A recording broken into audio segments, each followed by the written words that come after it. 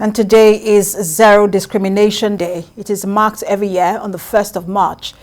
The commemoration is to highlight the rights of all people to live healthy, full and productive lives regardless of their HIV, viral hepatitis or sexually transmitted infection status. Zero Discrimination Day started with a focus on HIV to highlight how people can become informed about and promote the rights of people living with the disease. The theme for this year's Zero Discrimination Day is remove the laws that harm, create laws that empower. And Community Support Advisor, UNAIDS Nigeria, Gabriel Undelikwo, joins us via Zoom from Abuja for discussion on Zero Discrimination Day. Good to have you join us. Thank you so much. My pleasure to be here, and thanks also for the opportunity. So let's talk about this, because really when you speak to people one-on-one, we have friends who live with different kinds of diseases, and we care for them, but that doesn't reflect in a general society when you see how people treat some people with some kind of disease. Even with COVID, we saw this discrimination that came with COVID. What do you think fuels this kind of prejudicial treatment of people with certain kind of diseases? Okay, thanks once again, but let me also just commence this conversation by expressing our solidarity with the people of Ukraine, and particularly the refugees and our dear students who are trapped in the borders. Many of them are suffering all forms of discrimination, which actually gives credence to the fact that discrimination is there with us and something we need to address critically and strategically. And also, I just want to urge all of us to remember that the month of March is a month that draws attention to the fact that we need to eliminate all forms of discrimination. We starting first with the zero discrimination against people living with HIV. We also remember that within this period of March, we also were going to mark the International Women's Day and the day for the elimination of all forms of racial discrimination, and lastly, the day to draw visibility to transgender. And so it is a month that we actually want each and every one of us to show solidarity and also to focus on the fact that discrimination is something that we need to really put in the abeyance of history. But fundamentally, to address the question you raised, is the fact that we need to accept the fact that discrimination is there with us, and discrimination is fueled by several factors. One of the factors that fuel discrimination is that of fear, and of fact, the fact that we don't take action that we expected to take, the fact that we live in denial, and fundamentally the fact that we need to break the silence.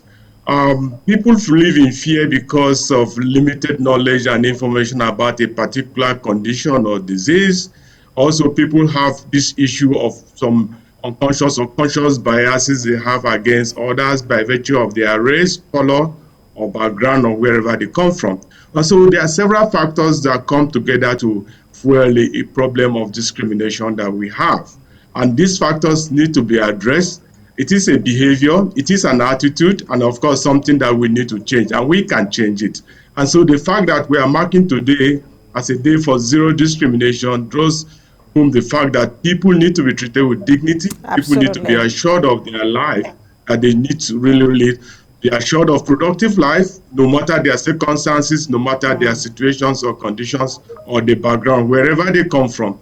I just want to jump in from there. I'm sorry to interrupt, because you mentioned Ukraine earlier and the kind of discrimination we saw at the border. Now, I want to broaden this. The kind of discrimination we saw at the border against people of African descent. We've also seen, and I like that you mentioned the gender discrimination, the racial discrimination, even discrimination against people with disabilities. That's another kind of discrimination.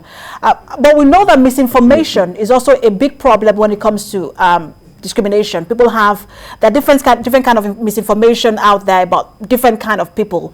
How do we begin to deal with the issue of misinformation that leads to the fear that you talked about? Thank you so much. I think you have taken a very bold step that all of us need to take, and that is drawing attention to the problem, drawing attention to the issue. And so for that reason, I need to commend you and your management for bringing us on board to have this conversation. Number one. Number two is the fact that we need to also inform every person out there that you need to be part of that change process. It needs to start from you, it needs to start from me. We need to break the silence that exists. We need to, of course, to come out from the fact of we are living in denial of the fact that we have this problem with us. And so, first and foremost, in addition to creating the awareness and bringing about greater information and knowledge, enlightenment to people, we also need to take action. And that action needs to be taken by each and every one of us as individuals, as groups, as a community, as a country, and as a government. As a legislation, all of us have different level of action we need to take. Absolutely. But fundamentally, the action of drawing attention to the problem, creating awareness about it, and that must be done by and that must be done by collective efforts. We all have to speak against discrimination. Absolutely. Is everyone's job. Thank you so much for talking to us. Community Support Advisor, UN8 Nigeria, Gabriel Undelikwo. Thanks for talking to us. Thank you.